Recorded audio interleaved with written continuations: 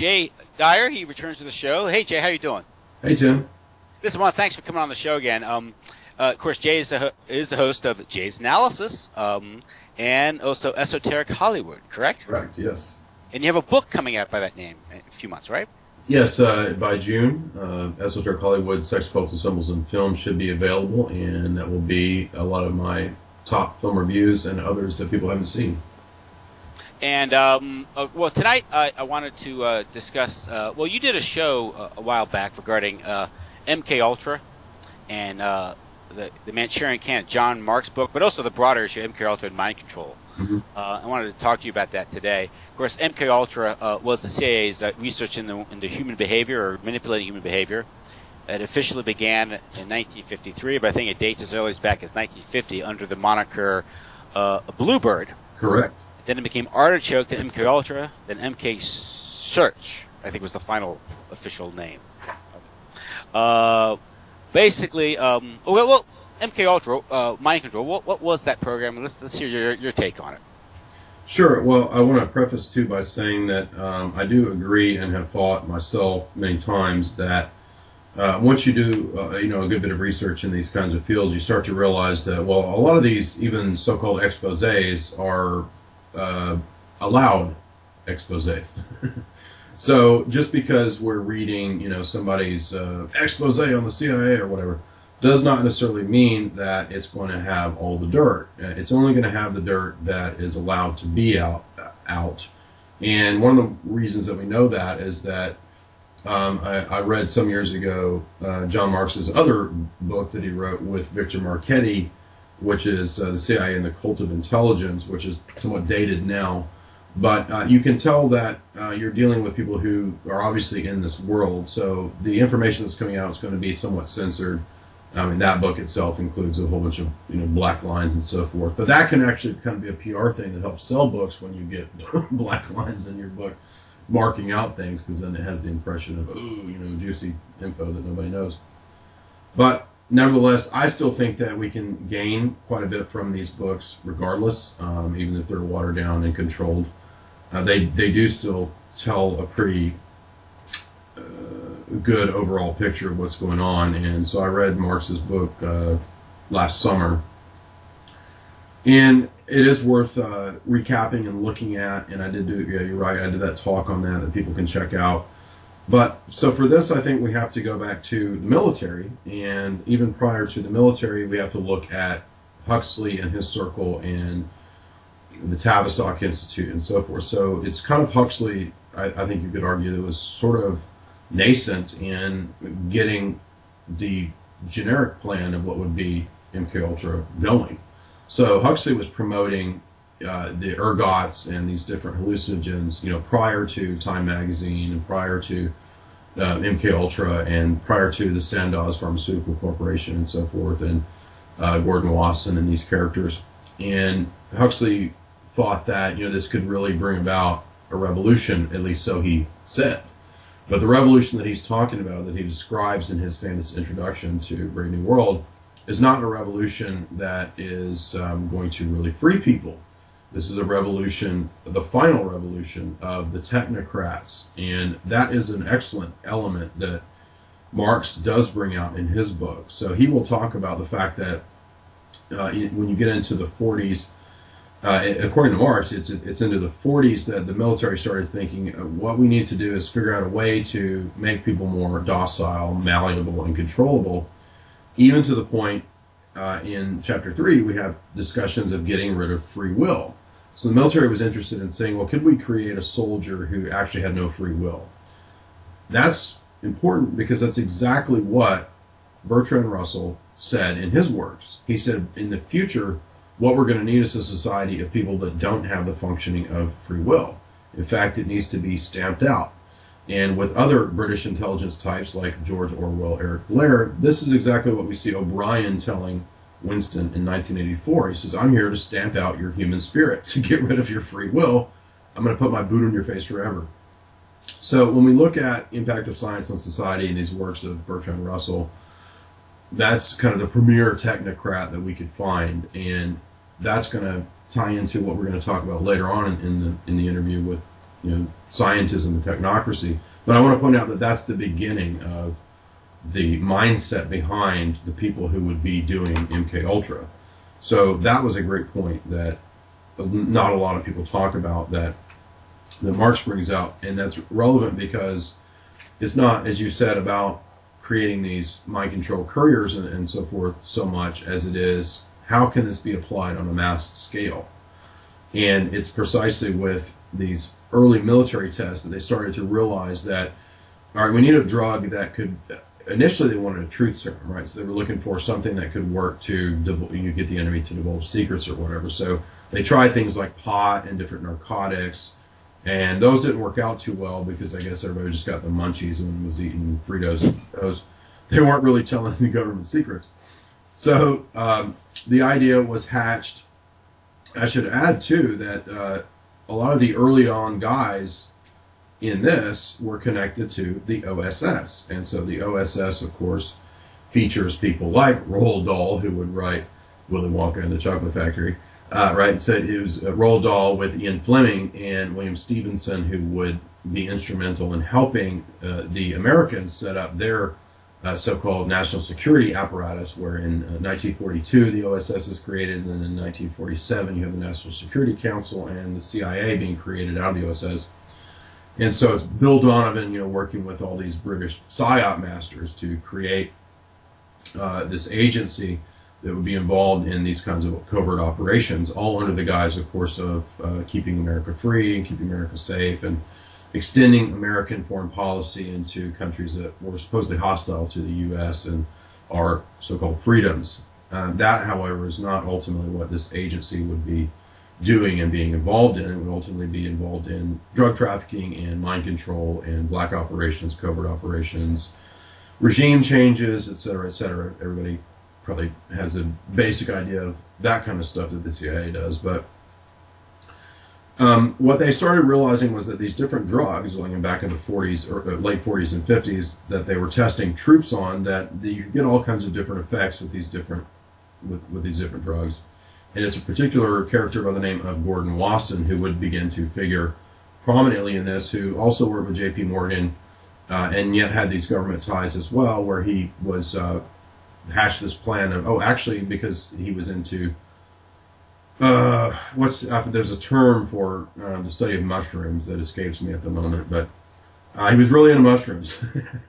So, and he and his wife would take these trips down to Mexico and different countries in Latin America, South America, wherever, and they started realizing that, actually, the techniques of the shamans, and this is what other writers who've written on MK Ultra point out, is that they kind of looked at indigenous religions, and they kind of do these ethnographies of the indigenous religions, and they say, the shaman seems to have a lot of power through what he can do, and this is where you get people like Carlos Castaneda, working with different universities to kind of do the same thing that was going on, and with the ideas of the Wassons and the Sandoz Pharmaceutical Corporation and so forth. And Jay Stevens' book touches on this as well, Storming Heaven, the story of LSD. And so the CIA, then what they would do is kind of contract, and now the CIA, of course, is early on is quite a few Air Force people, right? So that this is where the military element comes into it. So they would contract with different pharmaceutical outfits to produce this new lysosyl diethylamide. That was derived from the our ergot and these different psilocybin, these mushrooms and so forth. And so they started running these tests on different soldiers, and as you pointed out, this is where we get the transition from bluebird to artichoke. And this is going on at places like Fort Detrick and other bases, and they're kind of running these backroom tests on soldiers. And then the idea is hatched to I should point out, by the way, that Josiah Macy of the Macy Foundation was also involved in putting money into this operation. So here you have a direct connect between Sandoz, Macy's, J.P. Gordon Wasson working with J.P. Morgan. Here's the corporate, so-called private sector, hand in hand with the so-called public government sector. It's a public-private partnership. Exactly. So what happened was they started running these tests on these unfortunate soldiers, and then they get the idea, well, why don't we branch out into places like universities? And this is what most people don't know, is that Mkultra is not this secret underground base experiment type thing. It's going on at your local university. It was a lot of university professors, psychologists, and so forth that are really taking part in this, more so than some hooded James Bond type figure, cloak and dagger types. It's more so a university and psychiatric world that is the locus of Mkultra. I think with some 40 plus universities were involved in this program, and Marx mentions places like, what is it? He says Boston Psychopathic, Mount Sinai Hospital at Columbia University, Carl Pfeiffer, University of Illinois Medical School, Addiction Research Center in Lexington, Kentucky. Louis Jolyon West, one of the prominent doctors, was at the University of Oklahoma, University of Rochester, and so forth and so on. And we have this list of just countless so-called government facilities and mental institutes that are the locus of what would be MKUltra. And what they started realizing was that massive doses of this lysergic diethylamide would create schizophrenia, and you would get disassociation, you would get people in altered states, mind splitting, and so forth. There's a 70s film that's kind of interesting that touches on this, where they're actually doing the experiments, I think, at a university. Is it not Jeff Daniels? Who the movie Altered States? Oh, Altered States, yeah. I know who you talk. I know the actors you talk. Yeah, that's going on at the university right there. John Hurt. Yeah. There's sensory deprivation tanks, right? So this was going on as well, where they would give soldiers a lot of LSD and then say, hey, stick him in the tank and see what he does, right? Did they ever turn to a caveman? Right. Biodome.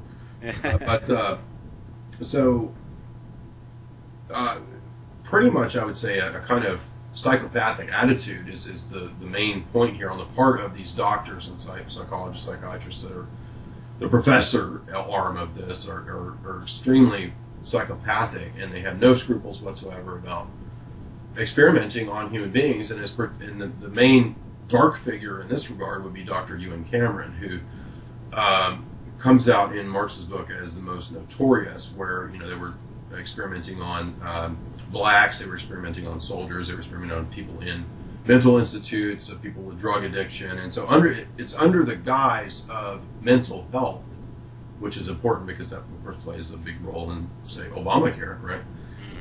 It's under the guise of mental health that a lot of this is going on, a lot of these psychiatric institutes.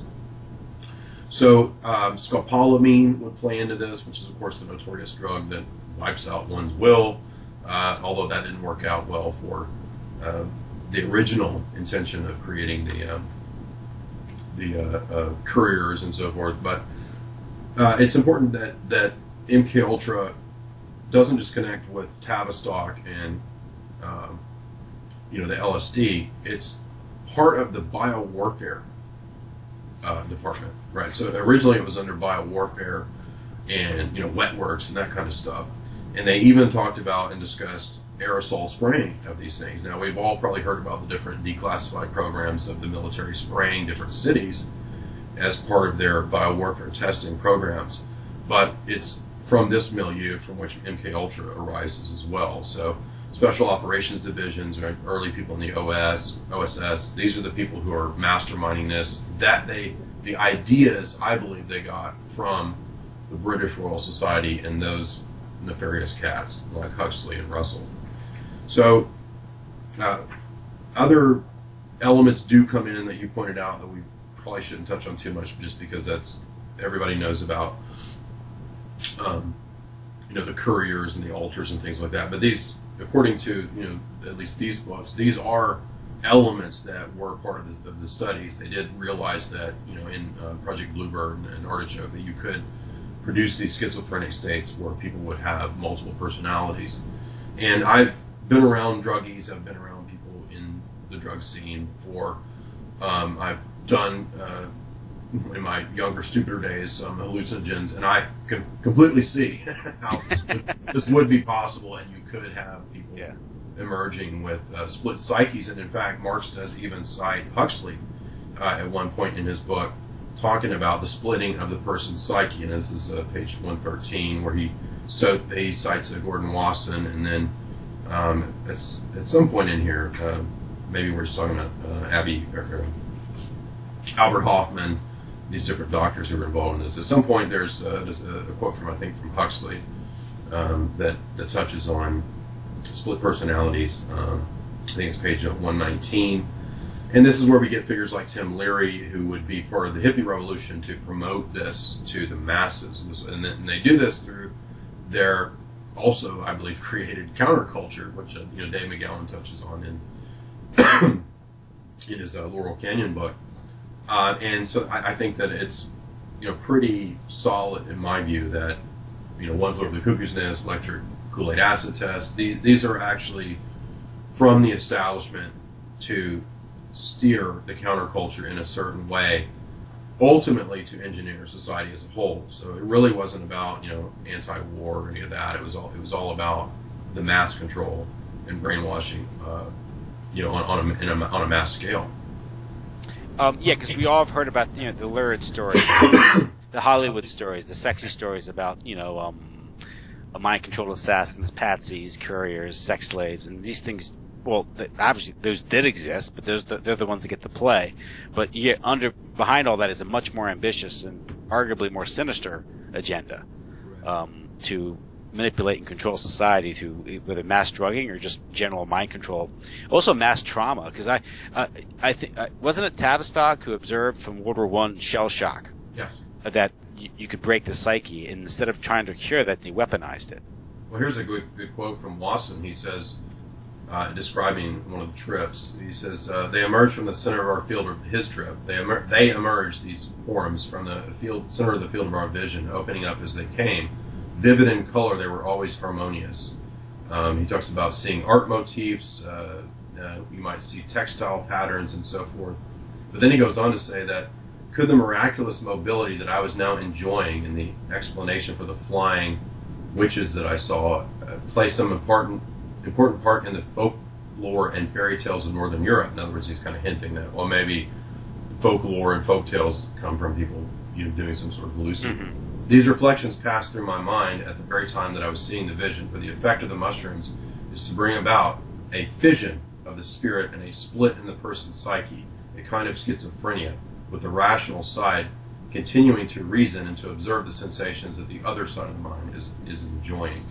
And I think that that's definitely the case. This is Project 58, which most people know as MKUltra, because there were dozens of different projects based on different drugs. And that was the famous Life magazine cover, correct? Exactly, right. That's the Gordon Wasson there.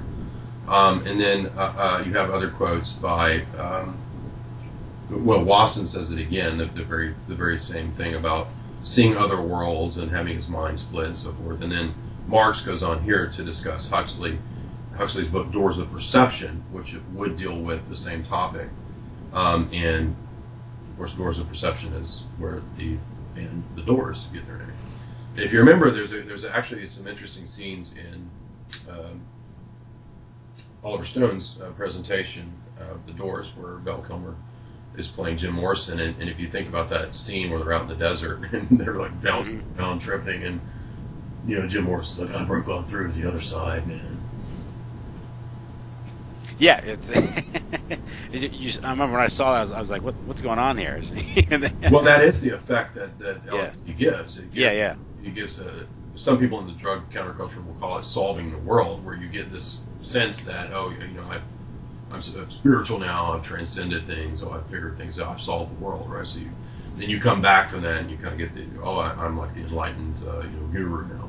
Mm-hmm. That is the effect that it gives, and I think that is the history of kind of indigenous religions and shamans, using these things, giving them that sense of thinking that they're quasi divine or whatever. And this is what we see in a lot of the cults. A lot of cult leaders, who do drugs, come back with this impression that they're divine, and that's what happens. A lot of people take these drugs and they come back and I'm God. Yeah. Right. And so what when you get up into the Ewan Cameron section of the book, and this is the Mount Royal in Montreal, the facility where Ewan Cameron did his work, he took it to the next level of the patterning and the programming, and he said, oh, okay, actually the mind kind of works in this way where it's patterned according to Pavlovian operant conditioning and input response type stuff that we've all learned from childhood and so forth. And Cameron thought that what you could do is actually de-pattern a person and create a vegetable, he says. And the idea here was that you could return to the tabula rasa, blank slate of like John Locke and these different empiricist philosophers, that you could wipe the slate clean and start over, right? And I could see how he would think that, given what you witness in different people who've gone through these kind of drug trips and whatnot. There's an interesting series of videos the BBC did. I can't remember, the guy's name is Bruce Bruce something, I forget, but it was this show where they sent this guy, a complete idiot, to go and take the initiatory drugs of like a whole bunch of different tribes. This guy is a complete moron. This guy went through the initiation of like 15 different tribes of just like the worst imaginable drugs. I probably drove the guy insane, but assuming that this is real, the BBC didn't stage it all. Yeah. You can watch this guy go through these different rituals and through these different hallucinogens, and you'll see what I'm getting at, right? Because so when he goes through certain ones, he's like, oh, I feel one with everything, right? And so this is also, by the way, where sort of the New Age philosophy will emerge out of the hippie drug culture post 60s and 70s. But it's Cameron who really did the hardcore work on the idea of deprogramming, depatterning people's minds, and then what you would do is come along and repattern it and reprogram it with certain images and symbols and so forth. And I think this is probably where a lot of people get the whole Wizard of Oz and Alice in Wonderland is all part of this, because the only thing that I could find directly connecting MKUltra to like Wizard of Oz and Alice in Wonderland is according to Marx, one of the students one of the test patients that Cameron was working on was this woman. I think she's unnamed, or they call her Lauren or something. But yeah, Lauren.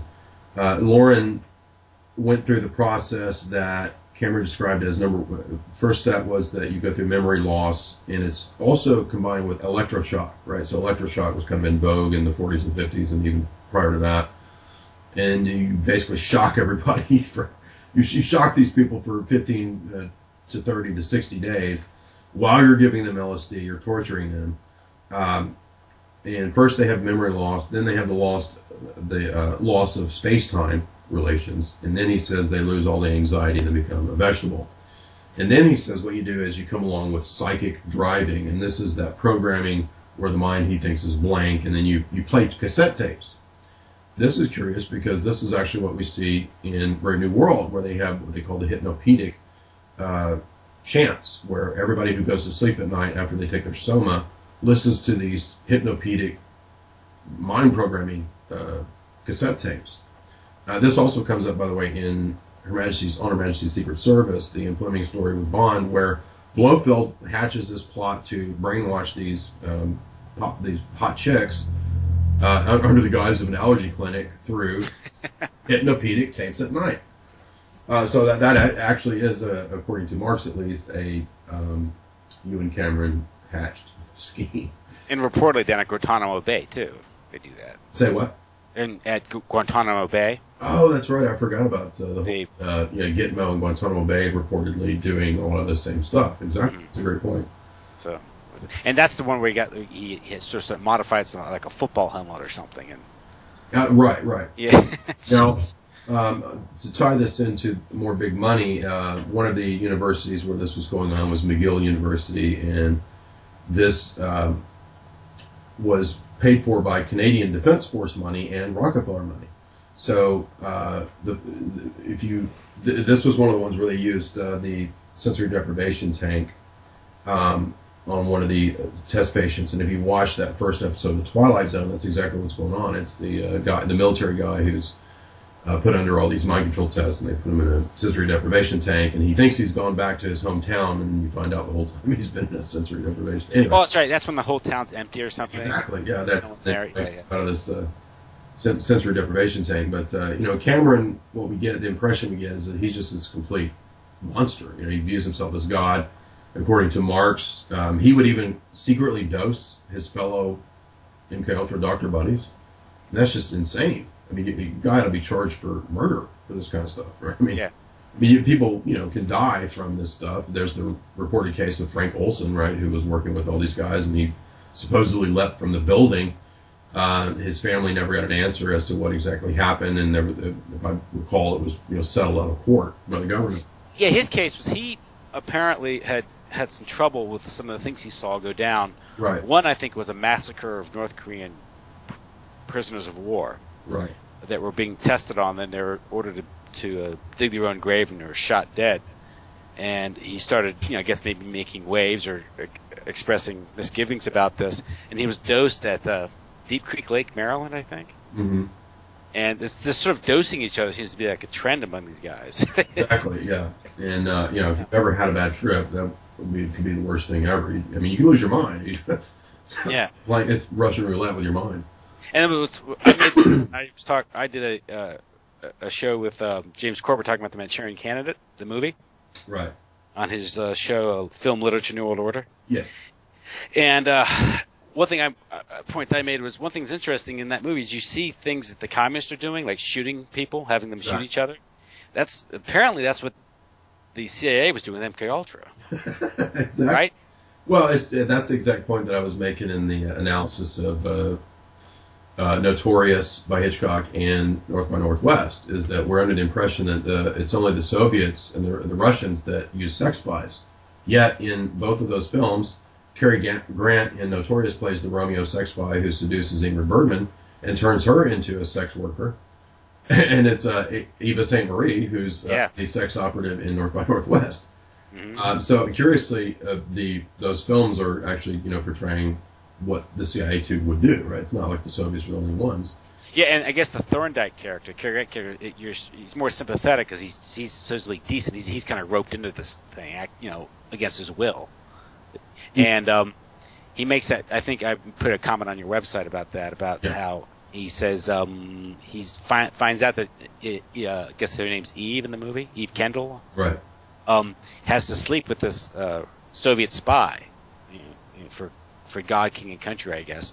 Yep. And what's the actual exchange? He goes, it says, well, I guess war around town. He says something like that. Right? Yeah, war is hell, even a cold one. Yeah, that's it. Right. Said, well, in this war, if women like her have to sleep with men like that, maybe we should stop trying to win these cold wars. The idea is you're losing yourself, you're losing your decency in winning this war. You're becoming your enemy, which is again, I think, a opportunist or meme right there, because let's face it was our side didn't need any help in that endeavor. They were perfectly willing to do these things before, but it's a great exchange in there. But I think you made a comment about that, how he was how the CIA was able to set up the press and put a picture in the newspaper in that movie. Yeah, and then they stage his death, right? Yeah. But that's one of those. That's one of my favorite Hitchcock movies. Yeah, me too. I've always liked North by Northwest a lot. That and Birdie. The best scene I like now is when he's in the study, doesn't know what's going on, and they think he's somebody else. The dialogue in that is so good. Yeah, but of course, then there's always that weird relation to his mom, right? Oh yeah, that's right. Yeah, because he's a bachelor. That's right. Older bachelor. And now I recall you mentioning the rumor of Cary Grant and. Yes. What was the source for that? I couldn't remember where you had heard that. Neil Sanders. Okay. He was talking there. It's a rumor. I mean, a lot of these things you don't know. Right. I just made it. Right. My point was a lot of the problems about accepting these things is they fall in love with the image, the Cary Grant character, as opposed to the man. And so when they find something like that, like Cary Grant could be, a deviant, a sexual deviant, they're not going to believe it because they know Cary Grant from North by Northwest. Exactly. Yeah. Yeah, you made that point about Bob Hope, and Yeah. We saw the same thing with Sinatra, to bring this back to, as I understand, Sinatra was doing some spying too because of all of his mob connections. Mm-hmm.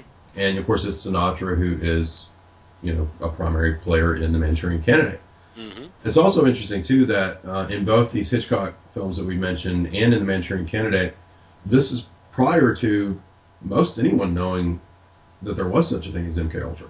I've always found that fascinating. So that's a great, almost golden example of predictive programming, or revelation of the method, whatever you want to call it, because nobody's heard of this program. And I think the Richard Condon novel was 1959, and the movie is 62 or 3 or something. Mm-hmm. And so nobody knew about this stuff, and yet it's already being put into these books. Now, some people might think that that was kind of on purpose. I don't know, but regardless, these are realities that are figuring into fiction, and that brings me to one of the most curious aspects of Marx's book, which ties into Hollywood, and that is Flipper, believe it or not. There's this there's this kind of B movie, Day of the Dolphins, which is based on one of the MKUltra doctors, Mr. Lilly. I remember it well, George C. Scott, yeah. Right, and so Lilly had this idea of maybe we could use dolphins, and this is part of MKUltra, and what they wanted to do was to I got to read it because it's too good not to read. A scientist who worked in the CIA Navy program states that some of the dolphins were sent to Vietnam during the 60s and got out of their pens and disappeared, unheard of for being trained dolphin. John Lilly confirms that a group of the marine mammals stationed at Cameron Bay did go AWOL. So long and thanks for all the fish. No, and they returned covered with attack marks made by other dolphins. So apparently the other dolphins attacked the CIA assassin dolphins. But it's they were like putting like pokers on their snouts or whatever. It was a really bizarre idea. They were trying all kinds of different stuff to see if they could train these. Yeah. Dolphins. That reminds me of the experiment with the cat, with the surveillance cat. Right. Spend $1 million and like first day test, it runs out and she gets hit by a car or something. Well, he then goes on to talk about the defection of Yuri Nosenko from the KGB, and they think that the CIA, according to Marx at least, thought this might have some connection to Oswald, and so Nosenko was put into a whole bunch of a 12 by 12 vault, and it was not allowed to read anything or have any light, or they did all this kind of brutality upon him, supposedly, during his defection to see what would happen there. But and that was just done this, not so much to get intelligence, just to see what the reaction would be. Right, and that's where it goes on to. There's an excellent chapter after that called Human Ecology, where he discusses sort of the ethics of the electrode implants, which according to Jolyon West and Sidley Gottlieb, this would be kind of where they would get into, and I think maybe Jose Delgado as well, who writes open books on mind control. I think he has a book, Hypnosis and Mind Control, by Jose Delgado. Implants, things like that, yeah. This is where they get into the electronic implants, and this is because MKUltra would also have a rough connection to the Manhattan Project, because the Manhattan Project is what would be the overarching chemical and biowarfare research that was going on at these different places like Fort Detrick and so forth. And so MKUltra is kind of under that umbrella as well. And what we start to notice, especially when you read McGowan's books, and if you look at the research of some other people online, you'll notice that the Atomic Energy Commission, right, the Manhattan Project and all that didn't get shut down. It turned into the Department of Energy. And that's why at Oak Ridge facility, where the Manhattan Project was going on, here pretty close to me in Tennessee, that's now the NSA supercomputer facility under the Department of Energy. So, in other words, I'm just saying that the argument that I've been making all along is that it's not like it's this one instance of, we've got this MKUltra program over here. It's rather that it's all under the aegis of a complete full spectrum dominance approach to not just man, but man and his environment. And that's why I think Mark Hacker used the term for full spectrum subversion, which I thought was a good term, because under the guise of Cold War, which is when all this is going on, right? From this is post World War II on into throughout the Cold War, it's all, we've got to do all this because of the Soviets. We've got to do all this because of the Soviets. And then meanwhile, you've got, Anthony Sutton's work about, the Western industrialists, building up the Soviet Empire. Yeah, funding the Soviet Union from the get-go. Right. And it's funny, you meant human ecology, or ecology exists. The Human Ecology Fund right. was the CIA front that funded Ewan Cameron's work, at least part of the work. Mm-hmm. Yeah. So it should be pointed out too that this also will tie into DNA research, according to Marx in chapter, or in that same chapter, pages 162 and 63. He'll talk about they wanted to sort of sequence the genome, and this of course ties back to the Royal Society and Watson and Crick, and the reason I bring that up is because that shows that this is not just mind control; it's mind-body control and environment control is the whole thing. That's what they're concerned with.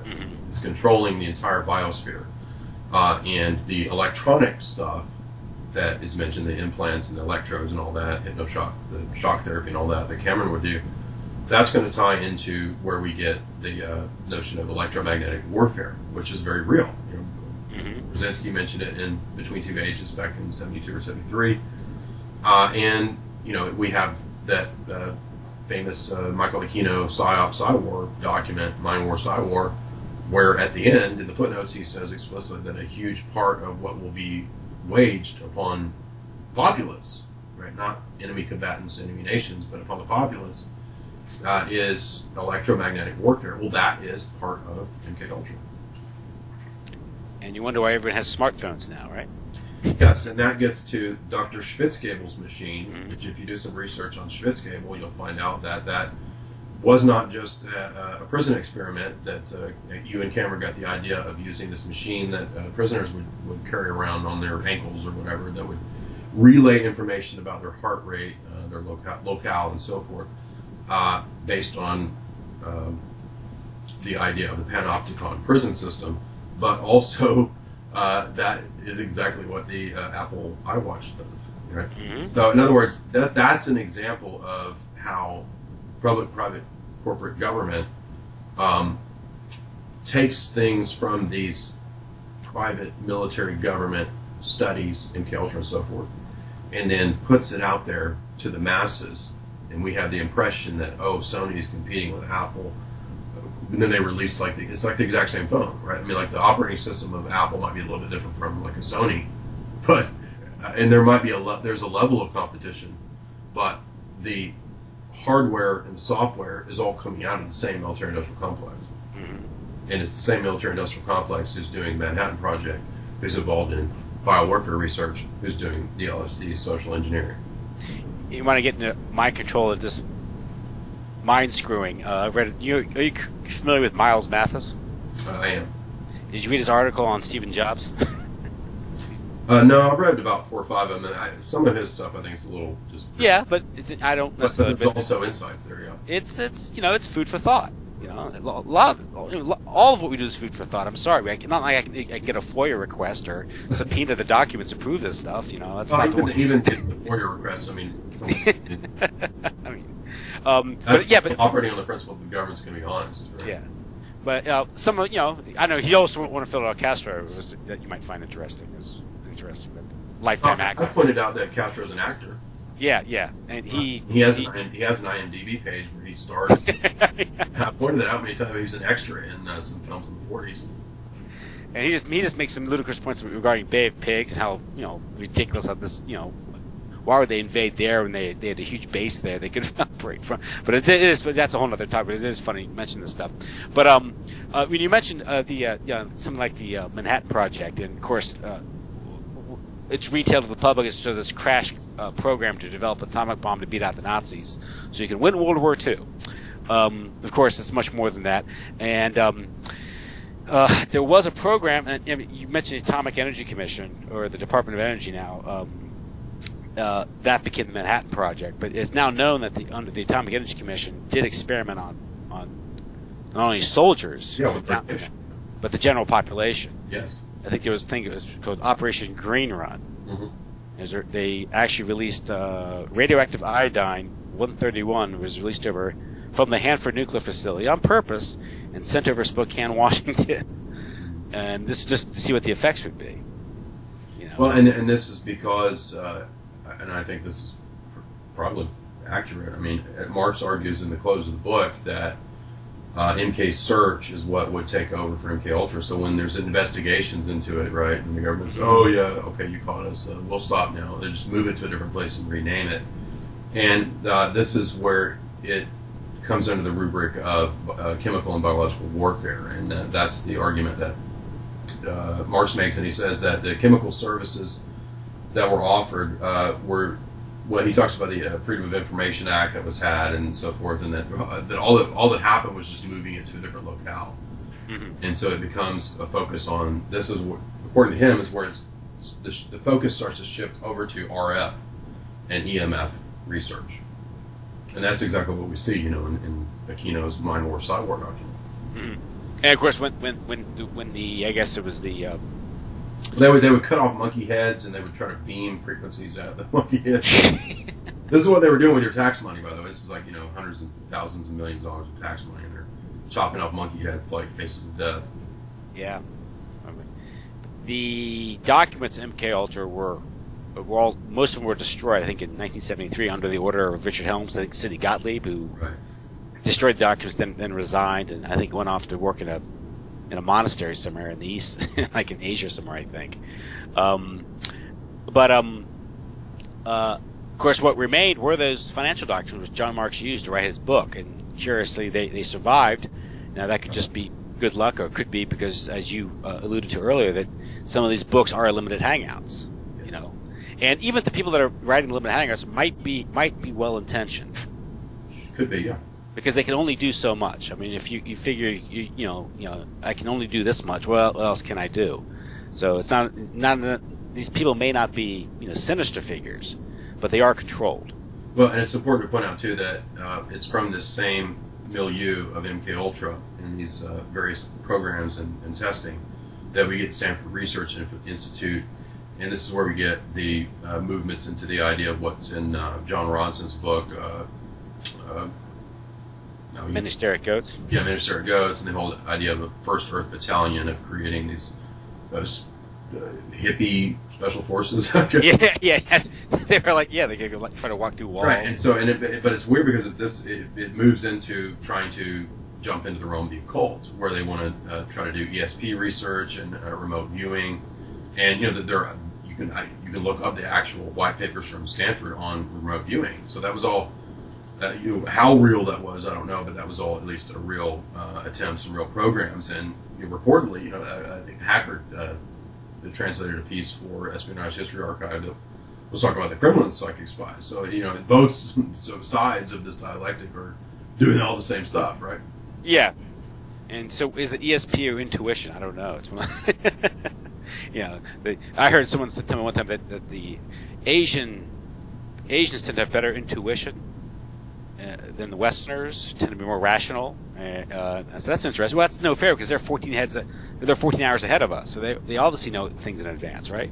I thought it was curious too that in this same chapter at the end he talks about the idea of genetic modification and manipulation. This is the last few pages, and he says that this is kind of the outworking of where all of this logic goes, and he even talks about the attempt to create the super soldiers. Right now, I'm not sure that I think that there's literally necessarily a super soldier, but I think that you can see the idea here with we do have mainstream pieces from Wired and so forth where DARPA talks about their plans to create a super soldier. Yeah.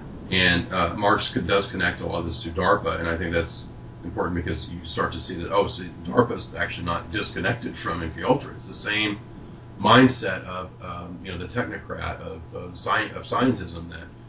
Man can be perfected, man can be recreated, changing images of man, that famous white paper. Yeah. That whole idea, and it stems back to MK Ultra, so that's why it's important. That's right. You go almost. It's almost a form of alchemy, I guess you could say. Oh, absolutely, I think so. But we're not necessarily talking about like Dolph Lundgren here. We're talking.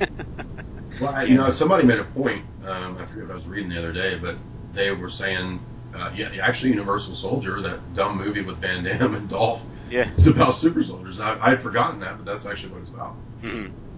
Because there was a I saw a documentary on the First Earth Battalion, and I think it was based on Ronson's book. It's a documentary. I know there's a movie made. There's also a documentary I could watch on YouTube. And there's one case where one of these soldiers thought that they could, I guess, meditate, and they could lie down and have a jeep drive over them, a vehicle, and he'd be okay. And apparently the guy drove over too fast, and he wasn't able to concentrate, and he killed the guy. So that's actually in the documentary. I was like, and they have that weird guy in Hawaii living in a mountain somewhere who's I remember that some sort of a swami up there, but he's like that we can borrow ideas from the yogis and tap into Buddhist monk techniques or whatever. Which I think it could be just a form of mysticism and more confusion, and also people just a lot of free time on other people's money to spend, right? Well, you got to put that earmarked money somewhere, right? Yeah, that's part of the phenomenon. You got so much money to spend, why not? So $800 hammers and $10,000 monkey head experiments, right? Mm-hmm.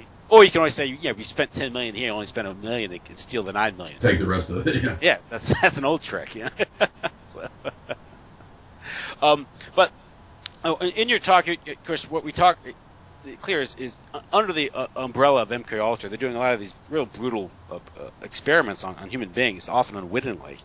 But the sad thing is, one of the targets were children, because children were easier to to create MPD or DID, dissociative identity disorder.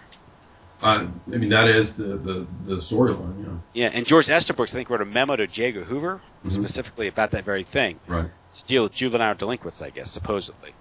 Well, and curiously, to tie it back into Hollywood, it had been forever since I watched Willy Wonka. That was, as we said, Roald Dahl, right? And so, of course, been aware of Tavistock and the connections to Hollywood and all that, and the idea of social engineering through media. And Dahl was, of course, buddies with Walt Disney. And in Willy Wonka, what you have is this strange sort of, I've read, the idea was he was kind of supposed to be a Howard Hughes type character, but not exactly, just kind of a loosely that kind of person. What does he do? He recruits a bunch of kids and runs these crazy psyops on them. Well, yeah. And of course, the story. No one's about killing them either.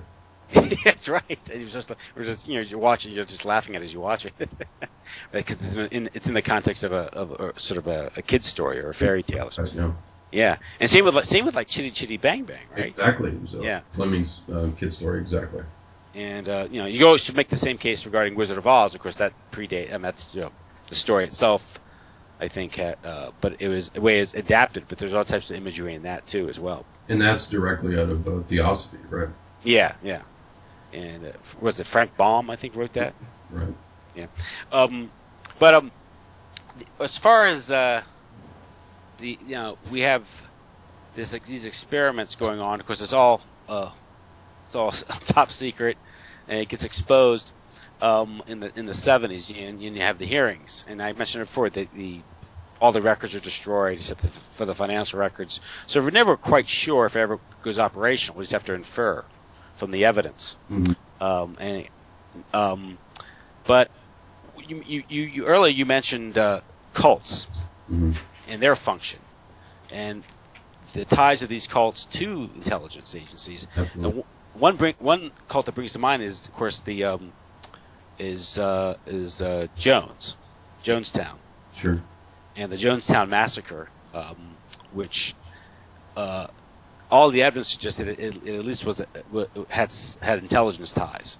Jones himself was he was an itinerant preacher, broke, and all of a sudden in the early 60s he turns up with a lot of money and resources. He's able to travel, and And while he was in Brazil? Yeah, Brazil. Yeah. He had these connections with Dan Mitrione, who Yep. the dark intelligence connections, and it's there that he was interested in candomblé, which is the sort of indigenous religious manifestation that's, I guess, quasi Santeria voodoo type stuff. Mm-hmm. The idea being that what religious techniques for manipulation could be derived from candomblé, and that's, I think, partly why his appeal was to blacks. Mm-hmm. Now it's funny. There's a Vatican document, or at least a Catholic Church document, complaining about CIA funding of ministries in Brazil. Right. Like, hey, this is unfair. And of course, you get into things like World Vision, which is an evangelical missionary group which has ties to intelligence agencies. Yeah.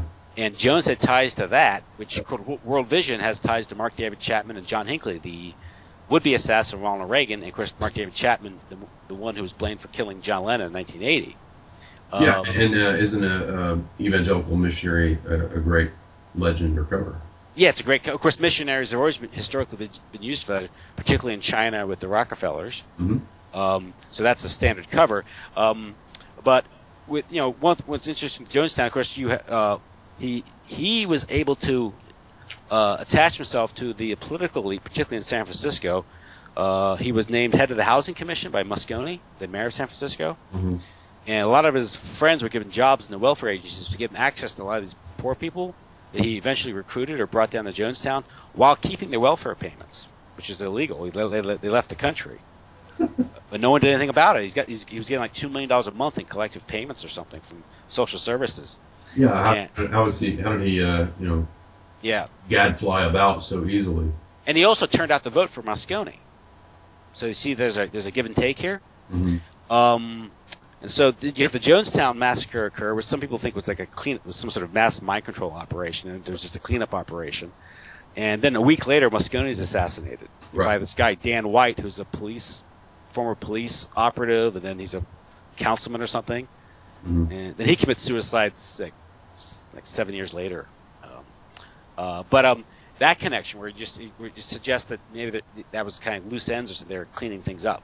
Well, it's important that we keep in mind that a lot of these operations have multiple uses. Mm-hmm. So, in my view, like a lot of these big mega churches, they're not just spying on people, with like FEMA connections or whatever. They're also money laundering operations. I mean, we've seen this many times with these, big fake TV preachers. Jim Bakker, they were laundering money. Jimmy Swaggart, did he just have a sex scandal, or was he involved? Anyway, I've seen articles at least alleging that Paul and Jan Crouch of TVN, that Paul Crouch had some kind of mafia connection, was laundering money, and the FBI was investigating him. Mm-hmm. We've seen this many times. And I'm just making the point that it's not just like a mind control spy type thing. It can also be just a criminal operation. The drug running, hit squad, wet works, drug running, Mm-hmm. yeah. And these groups exist because you can keep them at arm's length, and if something goes wrong, there's plausible deniability, like it's a crazy cult. Absolutely. And of course, some of them actually do have like a mind control connection, and I would think things like Scientology or the Raelian type groups would have that kind of MO, and we could look at even the so-called investigative groups like NICAP and MUFON, which I think are also CIA run. This is where we get to the broader definition of mind control. Mm-hmm. How kind of Mkultra, mind control, this stuff is outside sort of this operative black ops stuff. It gets into this mass mind control manipulation of the news, of reality itself, and that's where you get into your forte, which is Hollywood. Well, and I should mention too that a lot of you brought it up in a recent talk, maybe the interview that was done with you, and it's something I've talked about some, and that's the co-opting of the so-called conservative movement. Back in the '80s with Falwell and Moral Majority, and oh yeah. Don't the Collins brothers get into that? Yeah. Yeah. And you can find a lot of the sort of the so-called right-wing CIA running a lot of that, back in the 80s, and bringing the Reaganites into this, like I said, the moral majority. And so you'll find the CIA, at Bob Jones University and places like that too. Oh, that's like with I was reading Trento's book. Yes, I have that book. And Prelude to Terror. Yeah. and you realize a lot of these big conservative fundraisers have these intelligence ties, and that's how they, you realize how did they get so rich? Exactly. And that's he has a title called 7700 Leesburg Pike, which is an office building near where I live. And that's the office of Richard Viguerie. He's a big fundraiser for conservative causes in the 70s and 80s. Okay. And he's tied into South Korean intelligence. Wow. And you really get into some deep intrigue here.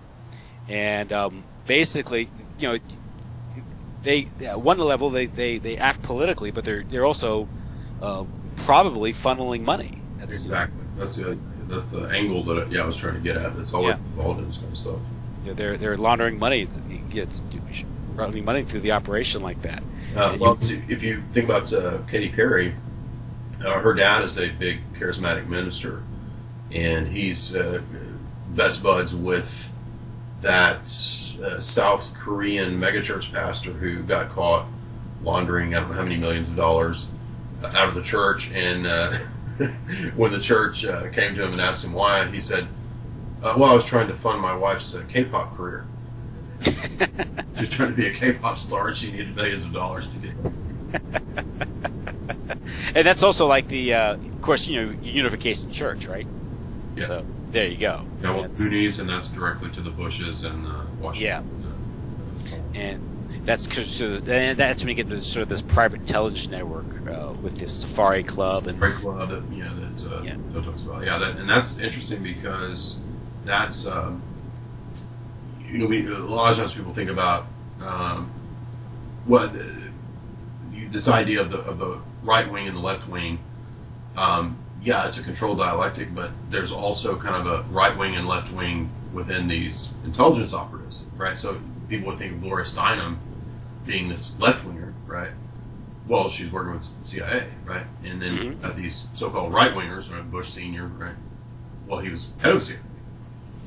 I'm just giving those as examples. Yeah. Gloria Steinem is an interesting figure because she was the recipient of the Chester Bowles scholarship, which was, I think you argued, was just kind of, what is that? It was literally given to one person, her. Never, because she went to Smith College, which is a real expensive elite college, and she came over. Well, this is the idea of a made man, right? Yeah. The made man, and it's the Rockefellers who were involved in setting up the CIA from the outset, right? So it's not just British intelligence, but it's this same apparatus. Yeah, the same corporate banking interest that Wall Street, right? Yeah. Prior to that, it was kind of informal. And basically, what happened was in 1947, this incestuous relationship was formalized. Yeah. At least here in the States. I'm sure you've seen the Hitchcock film Notorious. Is that Gregory Peck? No, that's the one with Cary Grant and Ingrid Bergman.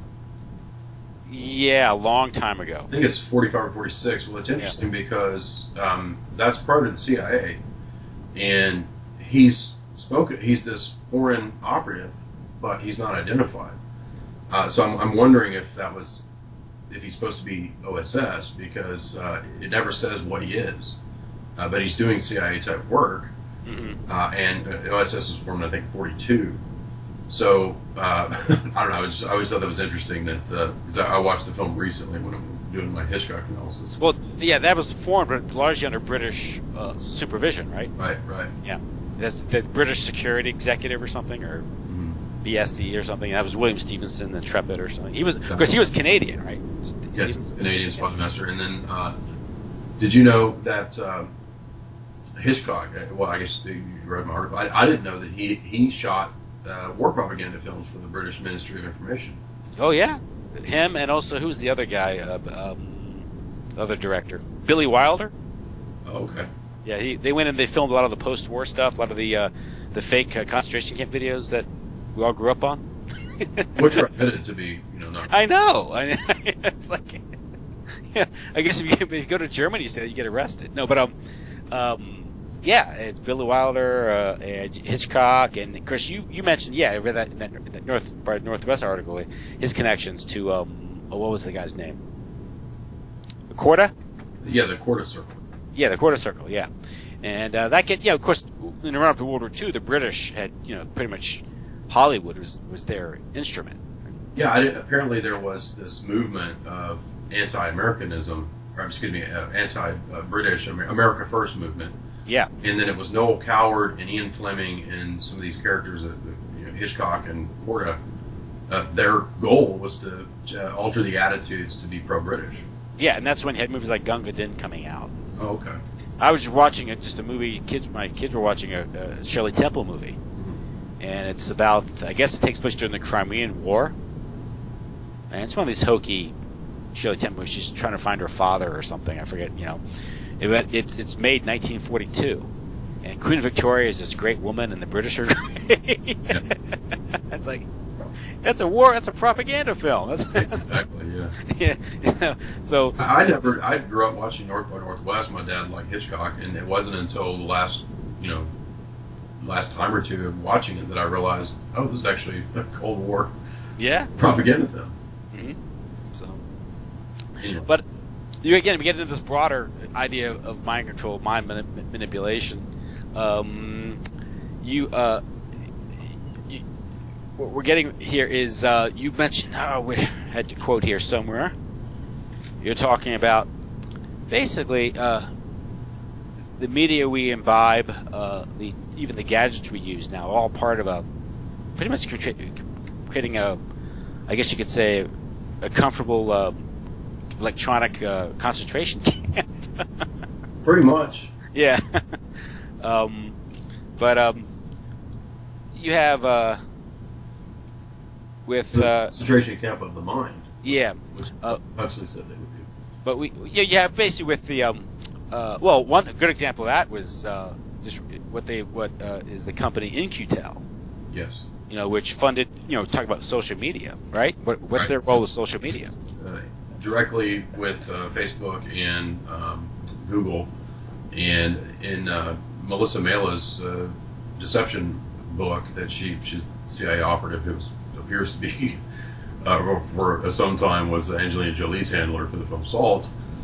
She wrote in her 2005 book that it's she kind of talked about beforehand. I mean, Facebook was relatively new at the time, but she was saying even back then that these are CIA funded things as a CIA person. So this is no conspiracy theory. This is 100% bona fide and true, even in mainstream sources. And if you read about InQtel, you'll find that again, even mainstream sources will cite a whole bunch of tech corporations that are CIA fronts and startups, including things like Paladin, and that would connect to Peter Thiel, Bilderberg, and so forth. So yeah, this whole apparatus has the appearance of free market competition, or so people think. Oh, I'm going to invent an app and I'm going to be the next big billionaire. But that's not really how it works, because what goes to the top is pretty much chosen, I would say, because we don't live in a market that's free. We live in a corporate private partnership that we talked about. And so those companies like InQtel will be in the background for getting something like Facebook going.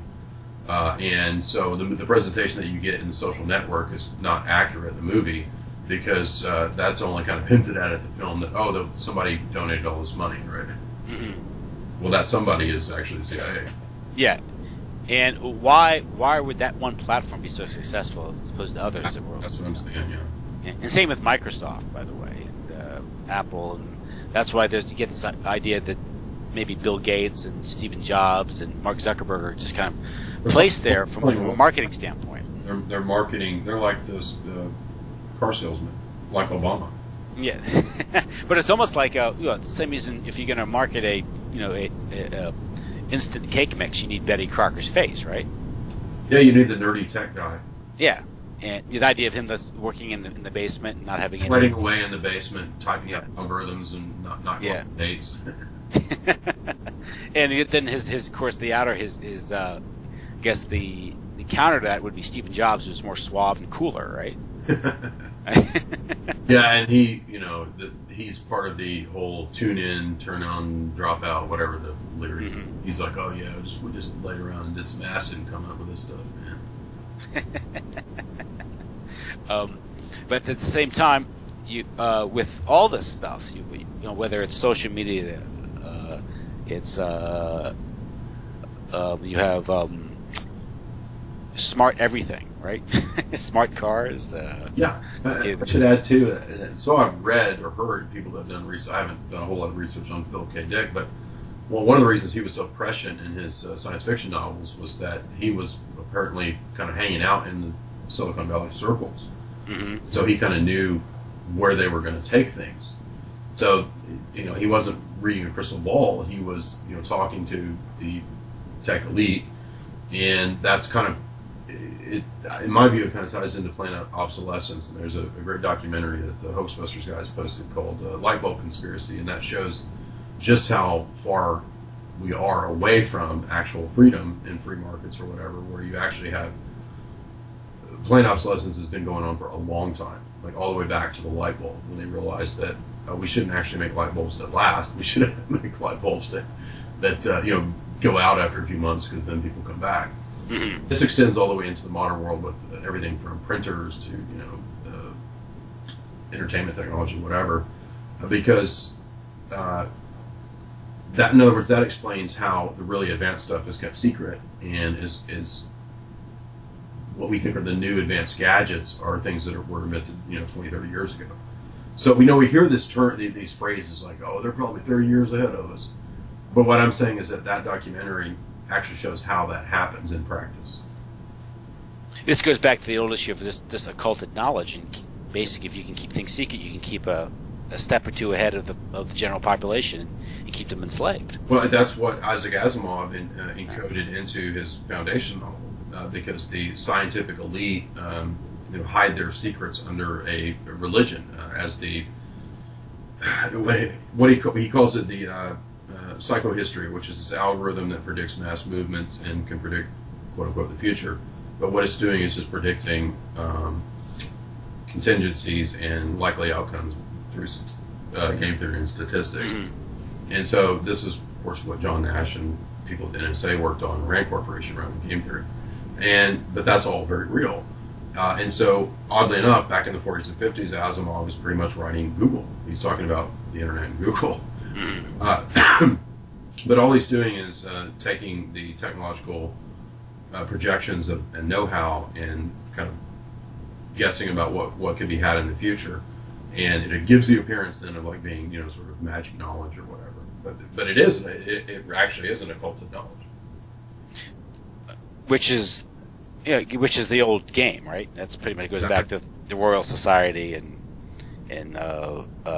the Freemasonry, and, you know, that sort of only people within the inner rings are given the full truth. The inner party that the world. Yeah. If you read Lomas's book, Freemasons and the Royal Society, he'll talk about all this stuff, and that is the hidden secret of the Royal Society. And what's interesting is that they have been in the forefront of promoting, I should mention, not just empirical scientism and materialism, reductionistic materialism, but also promoting the new agey side of quantum mechanics and quantum theory. Now, I happen to believe that there is truth to quantum philosophy and so forth, when we look at people like Werner Heisenberg, because Heisenberg says that the subatomic level of particles actually demonstrates platonic forms, which I think is accurate and true, as I've discussed in many philosophy talks. But if you read Lomas's book on Freemasonry and the Royal Society, at the end of the book, he gets to talking about how, now that we've seen that, you know, reductionistic materialism only goes so far, what we actually figure out is that, maybe the mind is what our own individual autonomous minds actually create and cause reality. So what I'm saying is that a lot of people in alternative media who are very critical of the quantum stuff they're correct in refuting and critiquing that mindset, but in my view, they're just part of a managed dialectic, because they're coming at it from the vantage point of crass, naive Enlightenment empiricism, which is just two arms of the same British lord. With empiricism, you get pragmatism and scientism. Pragmatism and scientism, and scientism is what gave us MKUltra, because the entire mindset of Tavistock and Huxley and all these people Well, maybe not so much Huxley, but especially Bertrand Russell and H.G. Wells is total atheistic scientism, hardcore. I mean, Bertrand Russell has countless works where he discusses this at length. But if you look at Huxley, there's a much more of a mystical turn there, where he has a book on the perennial philosophy, where he wants to promote his version of perennialism, which is essentially a kind of Masonic melding of all religions into syncretism and kind of ecumenism, to create these, the new age world religion of the future, which in Brave New World is this kind of civic religion where everybody participates in these orgies and liturgical dance. it's very Vatican II liturgy. Clown masses. It's very much a clown mass Anglican service, And which is almost is the project of something like the World Council of Churches, right? I'm not kidding. If you read Brave New World, it's a non-denominational sect. Ecumenism in the name of world peace. Ecumenical, non-denominational civic religion that kind of matches up with, say, Auguste Comte's creation of the civic religion. It's the why can't we all get along appeal, which on the surface does sound nice, but then it gets in this sort of this globalist steamroller where everything has to be the same in the name of diversity. Yes, and according to Malachi Martin in Keys of This Blood, it's the Rockefellers who put the money into the ecumenical movement, and that's also in the Rockefellers' authorized biography, where they have a whole chapter on that. Mm-hmm. They want to do away with all distinctions, and that's also where you get into maybe perhaps some of this this refugee crisis or demographic warfare you see going on. It's the exact same strategy in the religious realm as it is in the geopolitical national realm. And because you could also say that destabilization that's occurring is, you could say it's a psyop, or which you could call mind control, I guess, but it is a psyop because they want to get people to react a certain way. And of course, if people react a certain way, then that can be, the reaction can then be weaponized. It is, and that's the idea is that to break down all existing firewalls and boundaries. Mm-hmm. So it's not just racial and locational; it's also ideological and religious. And so the way that you do that is things like Assisi, where you have all the religions come together and under the sort of generic idea of, we're all just going to pray together in Assisi Chapel, and we're going to put cloths over the crucifixes so that we don't offend the voodoo practitioners, which is actually what happened at the 1986 Assisi, and then again in 2002 or so. I think they've done this 2 or 3 times now. Ratzinger even wrote a whole book where he criticized it in his book on tolerance. I think Tolerance and something. I read it some years ago, but even he was critical of the ecumenical movement, although he then later participates in it, going to synagogues and so forth. So sort of a back and forth there, bureaucratic. What's exactly going on here? Is it bad or good, right?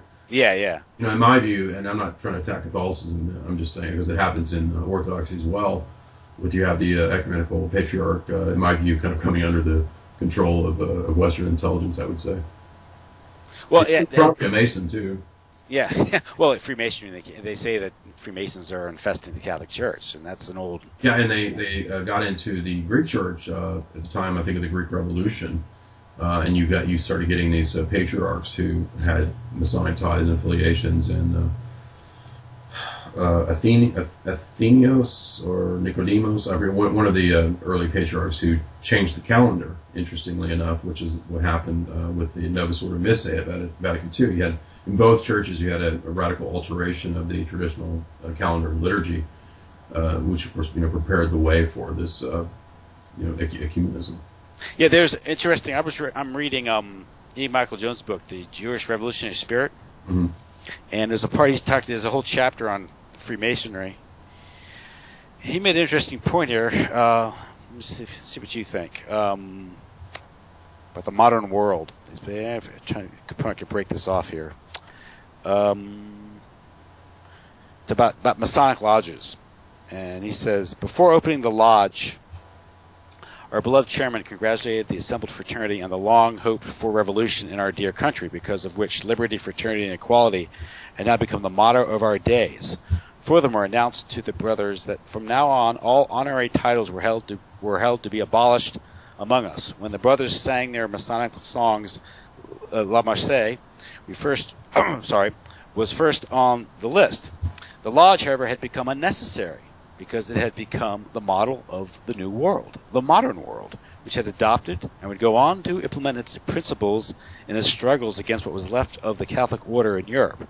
That Masonic crusade would continue as nationalist Freemasonry of the Risorgimento conquered the papal states in Italy, and when the Masonic I guess that's a unification of Italy, and when the Masonic powers of American England would dismember Austria, the last bastion of Habsburg's Catholic Empire, following World War I. Both Wilson and Masaryk were the first presidents of Czechoslovakia, of the country. Wilson, carved out of the heart of the Austro-American Empire, were Masons. In each case, what began on the continent as a constitutionally governed society for gentlemen became a microcosm of the new secular, civic, yet quasi-religious political order we now come to know simply as the modern world. Sorry for the long quote, but I thought that was a rather fascinating paragraph when I read that. What do you think about that? What do you get from that? Well, yes. I mean, I spent a lot of time researching that very topic, especially in my 20s, and I think that's pretty accurate, especially when you look at it was the Masonic revolutionaries in Italy that had Pius IX walled up in the Vatican. And I was watching a movie not too long ago. What was it? And this actually comes up in the movie. What was it? It's some older movie. I can't recall, but there's actually scenes where you have the Italian revolutionaries are joyous about the fact that Pius has been walled up. And interestingly, Pius IX, when he in his younger days was a Republican, and he was actually had some revolutionary ideas. Mm-hmm. And by the time he was walled up in the Vatican, he realized that those revolutionary ideas probably weren't the best. So he had apparently a change of mind. And this is partly, I think, what was involved in the First Vatican Council. So you have to understand that, there's massive revolutions going on, not just in the church, not just in the social arena and in Europe and so forth, but in the church as well. And I find it interesting, though, that you look at the perspective of Masonry, they were not just interested in Roman Catholicism, although, of course, according to the Alta Vendita and Satis Cognitum of Leo XIII and these different Catholic documents, they wanted to seize the papal throne and utilize it for the promotion of the Luciferian ideology. Mm-hmm. And according to there's a good book by I think an archbishop, Grand Orient Freemasonry, I think is the title of it. The name of the archbishop escapes me, but that's a really good book I read some years ago where he describes this plot at length. And he's pretty accurate. What I find fascinating is that his whole thesis, based on Leo's Satis Cognitum, is that what they would teach is Scientism. So when you see Scientism as the norm, you'll know that the Masonic Revolution has been successful, at least in their minds. And that's exactly what the idea of the Royal Society was all along. And so, in other words, we're not dealing with different entities, we're dealing with the same conspiracy here. And so, I'm not saying that like Freemasonry literally runs every single thing in the world, but there is definitely that Masonic component. And Leo characterizes it as the rival to the church precisely because of its international character. Mm-hmm. And so it's able to have that subterfuge in all nations and governments.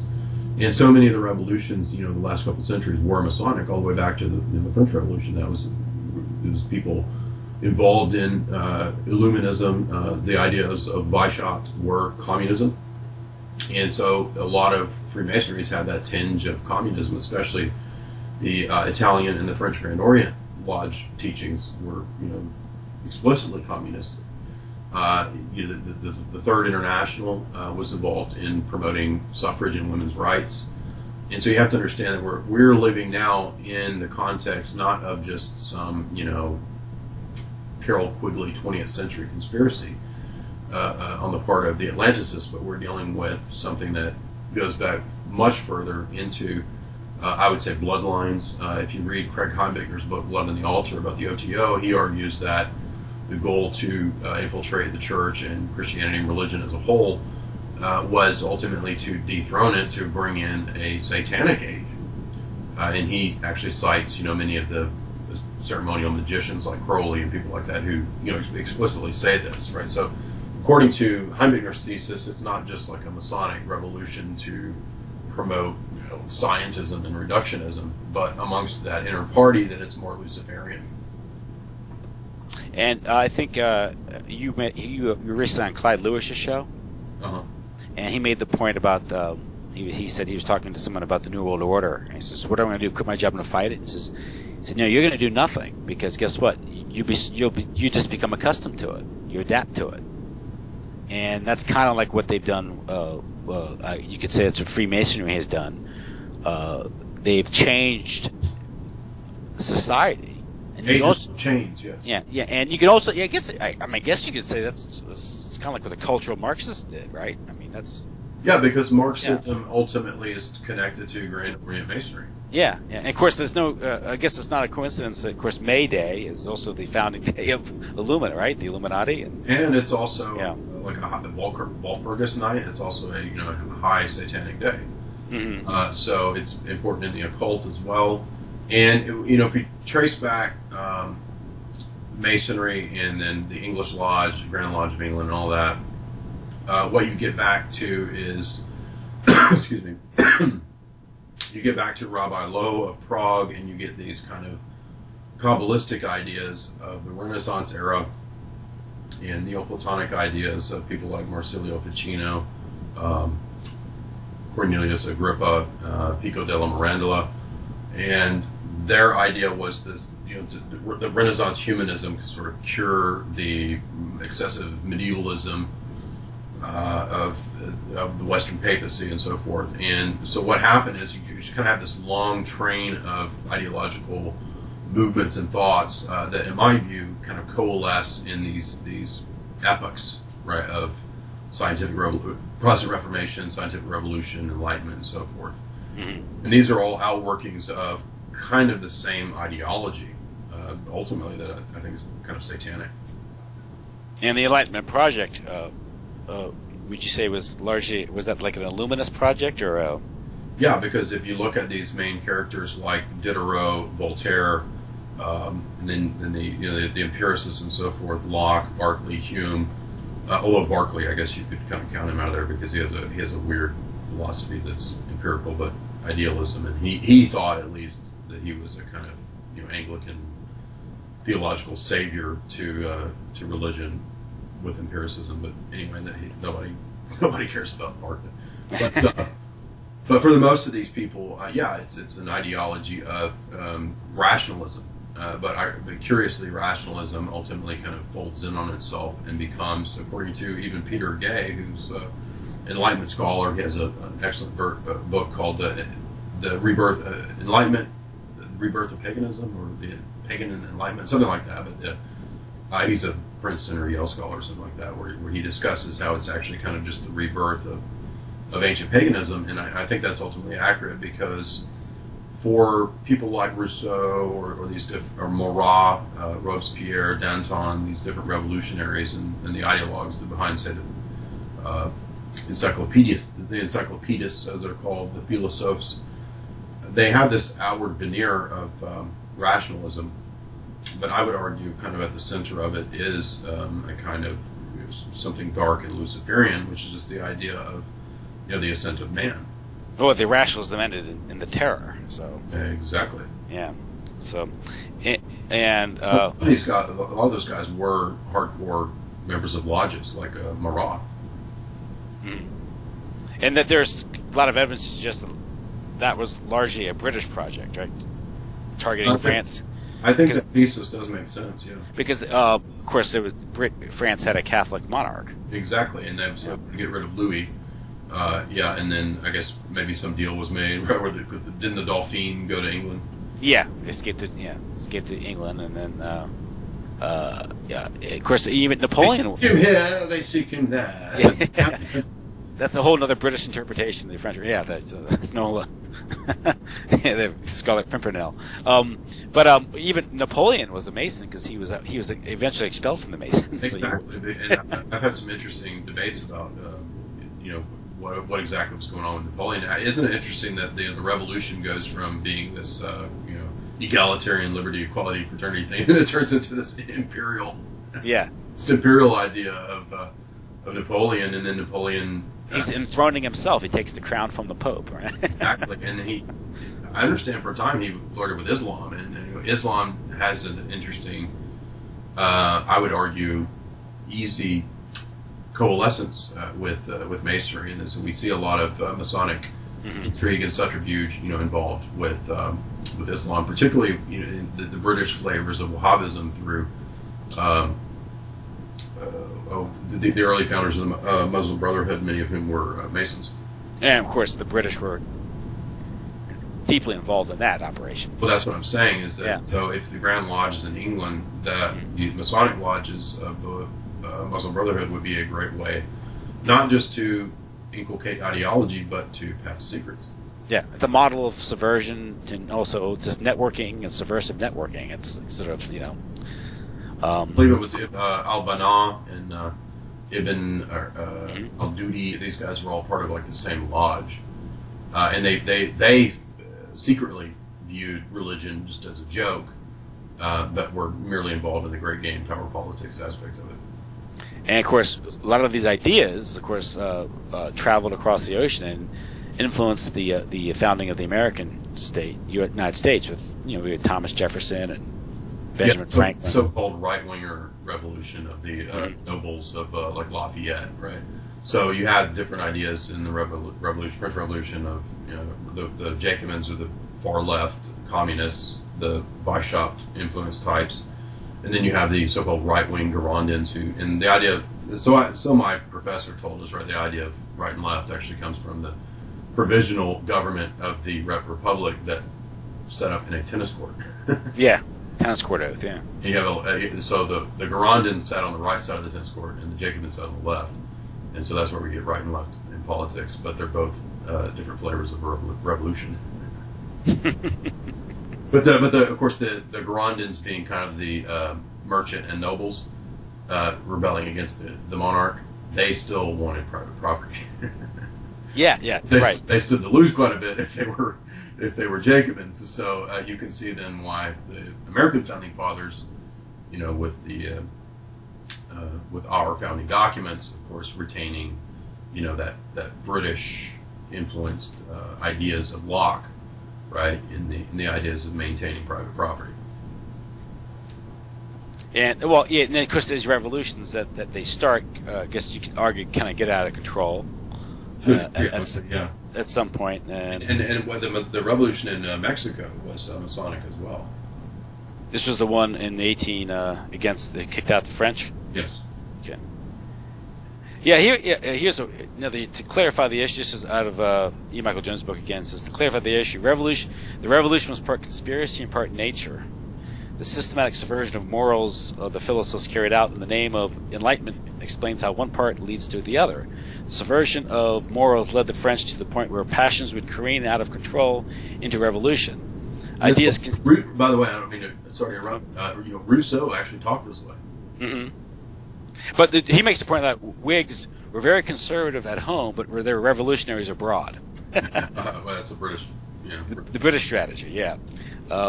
But they get and with the British get the British Freemasonry, which operates I guess throughout the 19th century. Of course, some say it played a part in the outbreak of World War I because of their role in the Balkans. Oh yeah, with the Black Hand, right? The Black Hand, and that's the old It's the old strategy with the with the Mackinder doctrine. How do you get Russia and Germany to destabilize each other? Yeah. Did you ever see the newer presentations of the Guy Ritchie Sherlock Holmes with Robert Downey Jr. and Jude Law? I saw the first one. I didn't see the sequel. But interestingly, if you watch the second one, it references all that. Oh, really? So you have Moriarty, the British professor, who's actually running all of the anarchist movements. And then the climax of the film is right up to the point of, it doesn't explicitly show the Black Hand, but it's right before there's going to be the assassination of the Archduke. Wow. Yeah. That's interesting. Yeah. Isn't it interesting that it is the British professor who's, I think we're supposed to think Moriarty is, kind of a British establishment guy. Yeah. And it's Britain who's going to, Moriarty, quote unquote, Britain who's going to profit from World War I. I have to check that out. Well, what? Who was it? Remember, it was the book, The Secret Agent. By Conrad. Yeah, isn't he like a? Yeah, it's the anarchist, right? And the Yeah. photographer, anarchist guy, right? And that's like 1900, right? He's writing in 1900 or something.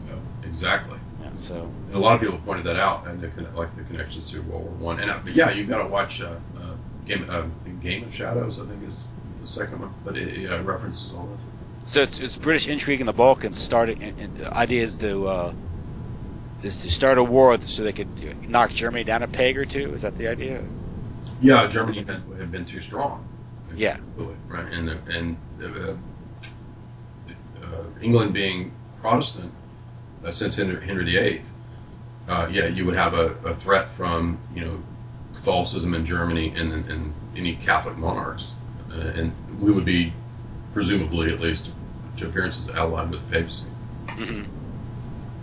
That's gotta check that out, man. So basically, we're talking about a philosophical corruption here with the Enlightenment, Scientism, and in that talk you gave, take it back to MKUltra, kind of wandered off that, but you gave an interesting conclusion about that. A lot of these crimes were justified because of a philosophical corruption. Mm-hmm. Do you want to close out on that sort of observation? Yes, and it is the ideology of empiricism, and we can trace that all the way back to the debates that Anselm had, and so Anselm was arguing with nominalists in his day, and I have a piece that I wrote. It's kind of an Eastern critique of the ontological argument, but I still like aspects of the ontological argument. But so you have, even in his day, sort of the birth of this of nominalism, and nominalism is the philosophical idea that there's no essences out there in the world, and really all that exists are objects with these secondary qualities of solidity, right, and extension, size, shape, color, whatever. And then they might have atoms making them up, but that's it. There's no Platonic forms. There's no ideas in the divine mind. We don't know anything about any of that. That's all a bunch of medieval gobbledygook. What we know is what we get from our five senses, and that's it. Now, this is a preposterous philosophy. Plato dealt with people who believed this back in his day, called the Sophists. Aristotle did as well, even though I would argue Aristotle is kind of the beginning of this error. And it's the idea just that all that we know and all that there is what's brought into our five senses, and that's it. And so you can see quite clearly how this would pretty quickly lead to atheism, because you don't see or experience God himself, and therefore you don't have no reason to believe in anything beyond what you see and touch. Now, to people who first hear this, when you get your philosophy 101 course, this sounds like wisdom, right? What's the proverb that the first a man appears to be wise until someone comes along and examines him? We find out quite clearly, pretty quickly, that this is a pretty preposterous philosophy, and yet this, believe it or not, is the dominant philosophy of the entire world in our day. Most people believe in basic empiricism and scientism, and this, from the time of Anselm and his opponents at the time of the Middle Ages, early and late Middle Ages, up into Aquinas and so forth, this begins to gain more adherents, and so you have the nominalists that influenced Luther. Gabriel Biel was a famous nominalist who influenced Luther's philosophy, and then into Protestantism and so forth, it becomes kind of the norm to take this empirical approach in theology and philosophy. I would point out, too, a really good book that I picked up recently that I've been reading is by an Eastern theologian by the name of Demetrius Staniloae. And in the first chapter, he has a great critique of this perspective. His book is Orthodox Dogmatics, and it's volume 1. And he talks about how, in the Eastern perspective, there's never been this idea of natural revelation and supernatural revelation as sort of two competing but touching spheres, and that's kind of the foundation of Thomism. And so he presents the different perspective from the East that many would argue, many Eastern theologians would argue, is why the East never had these revolutions. Now, that could, somebody some people might argue that's a good thing, some people might argue it's a bad thing. But you didn't see in Eastern Christianity these successive revolutions of, scientific revolution, Enlightenment, and so forth, Protestant Revolution. And many you might argue that, well, that's just in a Spenglerian sense because of Western Faustian man. Whatever. Point being is that the origins of this mindset, this ideology of empiricism, have their kind of go back to you could trace it back to some of the Greeks, and then into medieval philosophers that Anselm opposed, and then into late medieval philosophers like Gabriel Bile, and then you get the full flowering of this idea of nominalism in empiricism. And empiricism is directly from nominalism. I should also point out that Immanuel Kant was very important in promoting empiricism, because he thought that David Hume's empiricism could never, ever be refuted. And curiously enough, there have been plenty of philosophers, even in the West, in the continental tradition, European tradition, who have argued and refuted empiricism, but the entire Royal Society establishment of academia has promoted it for, I don't know how many hundreds of years. And so nobody can seem to get out of this malaise of empiricism. And so we are under the false impression that because we have iPhones and technology everywhere, that scientism just must be true because it gives us iPhones, right? Mm-hmm. But this is an important distinction that a lot of theological writers make. That's an error, and that error is to think that there's a difference between technical science or engineering science or operational science and origins science. These are two different fields, but people in the mass make the error of confusing the two and thinking that because we have engineering science or operational science, that therefore we can turn around and say, oh, that means Darwinism. Now that sounds stupid maybe to me and you, but this is what most people think. They think, oh, Darwinism and scientism, yes, because of iPhones. Is that the subtle distinction between speculative Freemasonry and operative Freemasonry? Interestingly, you probably could make that connection, because I argued that a lot of the people in the Royal Society and these different groups, I think they know that reductionism materialism is complete baloney. Because the Royal Society was a Rosicrucian Freemason origin, right? Didn't it start from that? From their own mouths, yes. Yeah. So it's a cult. It's controlled information. It's occulted knowledge, right? Yes, and this is, I think, Edward II. No, that's the British. That's the Braveheart King. One of the Edwards, Edward the VI or VII. I forget the numbers, but he was sort of the first patron who put the money into this idea of the Royal Society. And then you have Robert Flood. Well, Robert Flood was a magician. There you go. And here he is. Elias Ashmole is another one who's into ritual magic, and they're going to start the Royal Society, and it's all going to be about scientism. And this is what you get. This is and of course their darling Newton, right? And everybody knows about Newton, but nobody knows about Leibniz. Yeah, well, most people. But he's a much better philosopher. And so my correction to this, I would direct people to, this is one of the best essays I've read in a long time, if you can get your hands on it, and it's by a guy named Titus Brookhart, who is a Catholic and writes in the perennial tradition. I would not class myself as a perennialist, but I think they have a lot of good insights, people like getting on, and I much prefer Dr. Philip Sherrard, who's a much better theologian, I would say, but Brookhart has an excellent essay that you can obtain in the book Sword of Gnosis, and this is I got an old copy on Amazon, but it's edited by Jacob Needleman, and the title of the book is Metaphysics, Cosmology, Tradition, and Symbolism, and it includes pieces from René Guénon, from Catholic philosophers, maybe Sherrard's in there, I can't remember, but a whole bunch of different essays that are really good. But Brockhart's excellent essay is called Cosmology and Modern Science, and what he does is he says, I'm going to critique science. It's the best critique of scientism I've ever read, and I've read a bunch. And what he does is he says, I'm going to look at ancient cosmology. No, he's not flat earth or anything, but he says, I'm going to look at ancient cosmology and show how that perspective on the world and on life makes much more sense than Darwinism and scientism and reductionism. And it's just an excellent essay, which he critiques what he calls transformism, which I guess in his day that was kind of the norm for Darwinism, because it's so irrational. There's no reason to believe in these transitions, which make absolutely no sense between species. And there's absolutely no evidence for these except for the CGI created creations like Tiktaalik. And it's, so here's, he's just a great, he's, like I said, he's a Catholic guy. It's a great critique of scientism. And he just points out all the just basic philosophical nonsense behind scientism. One of the classics that I always bring it back to make it simple for listeners is, the idea of scientism is that the scientific method can pretty much answer and explain or give us the best approximation of whatever there is in the world that exists that matters at all. It could pretty much answer anything. But the problem with that is that scientism is based on empiricism. And empiricism says that we can only know what comes through the five senses.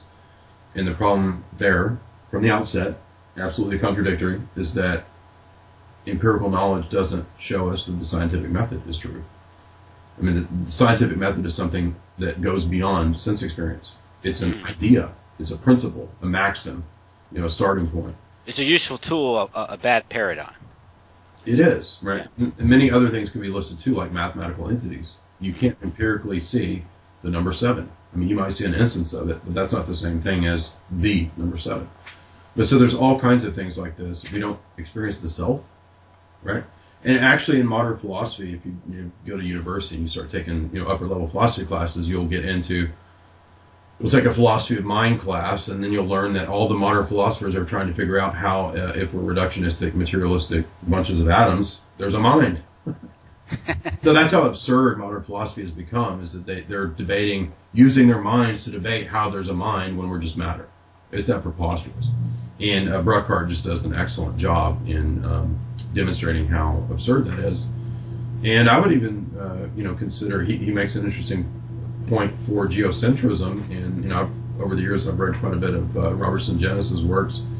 And I think Sungenis actually makes some interesting cases for geocentrism. There's also another writer, I think it's Wolfgang Smith, who is very similar to Titus Bruckhardt, and Wolfgang Smith's book Cosmos and Transcendence is excellent as well.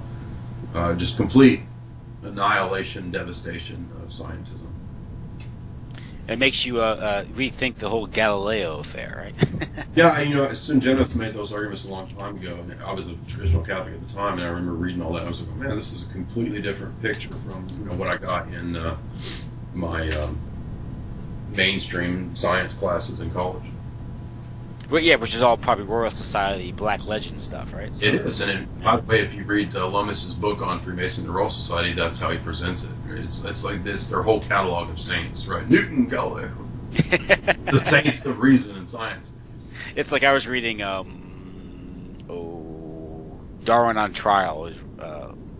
Yeah, it's a great book. Very good basic, good primer, because if you're not real, but basically he trains a Philip Johnson? Philip Johnson, yeah. Philip Johnson, yeah. He uses a lawyer's logic. Right. And he just takes it apart.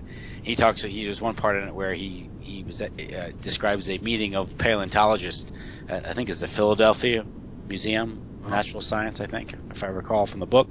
And they have all these fossils. Right. And they're treating them like icons. Which, as Chris Kendall over at Hoaxbusters has pointed out so excellently many times, is that the way that it actually works in practice is that they're just finding bones and then they're giving it an interpretation. Yes. They're saying, oh, here's a bunch of bones. Oh, that's this strange monkey bird creature here, right? Yeah. Oh, and all Darwin is it's Darwin was it's sort of a crude form of it's a 19th century crude form of comparative anatomy, and yes, I mean it's like homologies break down, and Ernst Haeckel, who was one of the premier figures in the homologies, was caught faking those. Yeah, which gets back into our old mind control stuff, right? Fake media. Here we go, full circle. And I was at a movie this weekend. Decided to go see a matinee, and the end credits. This might I don't know if you're aware of this. The visual effects is a company called Psyops. No, I'm not, but I'm not surprised. It's in the credits of the movie. It's visual effects by Psyop. Right. Well, I would just like to stress again, and just really, really excellent pieces I've read lately is Cosmology and Modern Science by Titus Brockhart. It is a must-read essay. It's about 60-page essay, and then Wolfgang Smith's Cosmos and Transcendence. Those are just premier critiques and nuclear annihilations of scientism. Is this available on the net? No, both would have to be purchased in book form. Okay, but they are available. The 60 pages. Okay. I've not been able to find either of them online. So, well, listen, I knew this is how I wanted the conversation to go tonight, because I know I just didn't want to do a recapitulation of MK Ultra, Yeah, there's a million. There's enough of that out there. I just want to get kind of.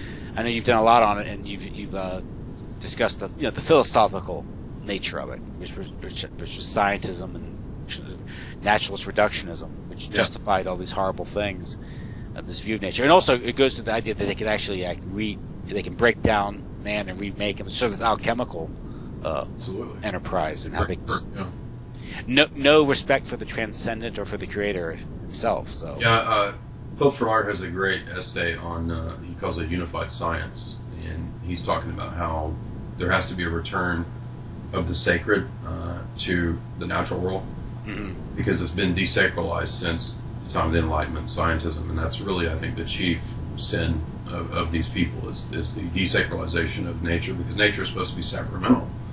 And Schreier has an excellent essay. He also has a great talk. Doesn't natural law kind of suggest that, following natural law? It is, right, but yeah. There's just a bit of a distinction. Like I said, I would highly recommend Demetrius Staniloy's essay in Orthodox Dogmatics, where he talks about the distinction between natural and supernatural, and that natural law is essentially divine law. I know that technically speaking, who wants to agree with that, but point being is that Schreier's essay, A Single Unified Science, is a great critique of that, as well as his talk on YouTube, Presuppositions of the Sacred. That's a really excellent talk, which is at Jay's Analysis, by the way. And if you want to get into some of the details of the MK Ultra experiments, you have that YouTube that I'll link to. Oh yeah, thank you. That would I do have a talk on that. That is the subscription-based talk, which I would please subscribe. So I'll link the link. I know you have the half video that's out there. Right. Yeah. So then you get the whole thing. Yeah. So, listen. Anything else you want to say tonight, Jay? Before I let you go. Want to add? That's it. It was a great talk, and I'd like eventually for you to come on Jay's Analysis, and we'll do a 2-hour half and half thing. Oh, okay. Well, great. I'd be happy to come on board. Just tell me what you want to talk about, so no. I'd like to get into a lot of these sort of intrigues that you know about, like Hollywood Mafia and Cotton Club, and these kinds of dirty operation type things are pretty neat. Oh yeah. Just if you want to do that, just give me some time, because I gotta get all the names. Right. I get the names confused. It's almost like they should have like trading cards or something. Flashcards for elite. It's like like MK Ultra doctors. Keep them, get them all names. You have a little flashcard with Johnny West on it. Yeah. Well, that's what kind of like what like Richard Grove does with the brain model. The brain, yeah.